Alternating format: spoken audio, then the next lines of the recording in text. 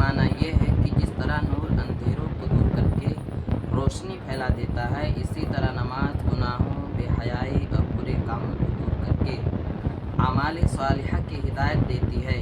دوسرا معنی یہ ہے کہ بروز قیامت نمازی کا چہرہ نماز کی وجہ سے روشن و منور ہوگا، اور دنیا میں بھی نمازی کا چہرہ تر و تازہ رہتا ہے۔ صدقہ دلیل ہے۔ اس کا ایک معنی یہ ہے کہ قیامت کے دن جب انسان سے یہ سوال کیا جائے گا کہ مال کہاں خرچ کیا، تو اس کے صدقات اس سوال کے جواب پر براہین یعنی دلیل بن جائیں گے۔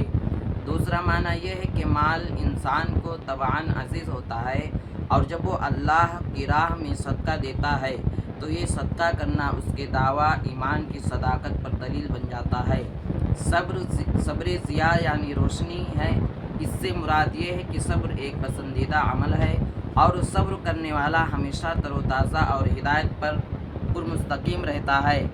حضرت سیدنا ابراہیم خاص رحمۃ اللہ تعالیٰ علیہ نے فرمایا، کتاب اور سنت پر ثابت قدم رہنا صبر ہے۔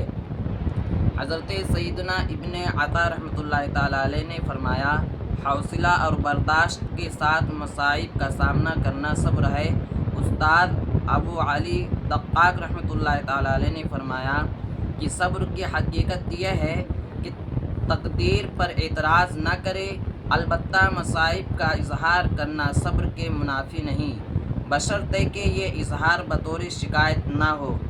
قرآن تمہارے حق میں یا تمہارے خلاف دلیل ہے، یعنی اگر تم قرآن مجید کی تلاوت کرو گے اور اس کے احکامات پر عمل کرو گے تو یہ تمہارے حق میں دلیل ہوگا، ورنہ یہ تمہارے خلاف دلیل ہوگا۔ نیز اس حدیث پاک میں فرمایا گیا کہ ہر شخص جب صبح کرتا ہے تو اپنے آپ کو فروخت کر دیتا ہے، پھر یا تو اپنے جسم کو جہنم سے آزاد کرا لیتا ہے یا اسے عذاب میں ڈال کر ہلاک کر دیتا ہے۔ اس کا مطلب یہ ہے کہ ہر انسان عمل کرتا ہے، بعض انسان اللہ کے احکام مان کر اپنے نفس کو اللہ کے حوالے کر دیتے ہیں اور اپنے نفس کو جہنم سے آزاد کرا لیتے ہیں، اور بعض انسان شیطان اور خواہش کی اتباع کرتے ہیں اور اپنے نفس کو شیطان کے ہاتھ فروخت کر دیتے ہیں، اور شیطان انہیں جہنم میں ڈال کر ہلاک کر دیتا ہے۔ آئیے کربلا کا اجالا۔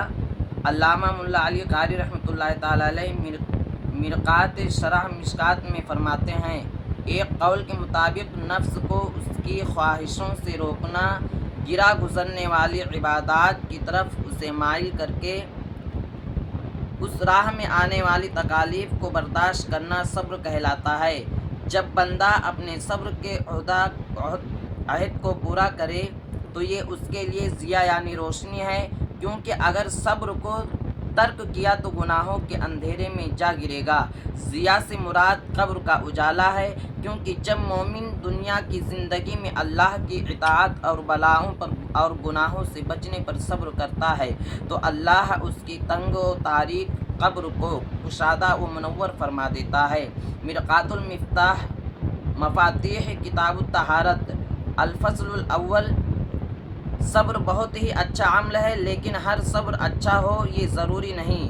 کبھی کبھی صبر کرنا مکروہ و حرام ہوتا ہے اور کبھی فرض و واجب یا نفل، چنانچہ حکم کے اعتبار سے صبر کی اقسام حجت الاسلام حضرت سیدنا امام محمد بن محمد غزالی رحمۃ اللہ تعالیٰ علیہ فرماتے ہیں، حکم کے اعتبار سے صبر کی 4 قسمیں ہیں۔ نمبر 1 فرض، نمبر 2 نفل، نمبر 3 مکروہ اور نمبر 4 حرام۔ ممنوعہ کاموں میں سے صبر کرنا فرض ہے، جیسا کہ گناہوں سے صبر کرنا، ناپسندیدہ امور پر صبر کرنا نفل ہے، یعنی نفس کی ناپسندیدہ باتوں مثلا نفل عبادات، صدقہ و خیرات وغیرہ پر صبر کرنا، کیونکہ اعمال صالحہ نفس پر بہت گرا گزرتے ہیں۔ شرعی طور پر ممنوع اذیت پر صبر کرنا ممنوع ہے، جیسے بلا وجہ کسی شخص یا اس کے بیٹے کا ہاتھ کاٹا جائے اور وہ اس پر صبر کرتے ہوئے خاموشی اختیار کرے۔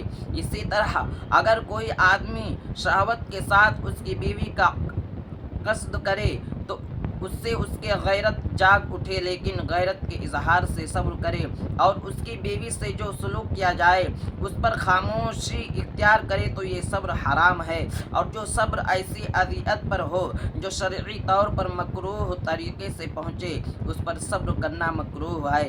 گویا صبر کی کسوٹی معیار شریعت ہے، لہذا صبر کے نفس ایمان ہونے سے یہ مراد نہیں لینی چاہیے کہ ہر قسم کا صبر محمود قابل تعریف ہے، بلکہ اس سے صبر کی مخصوص انواع مراد ہیں۔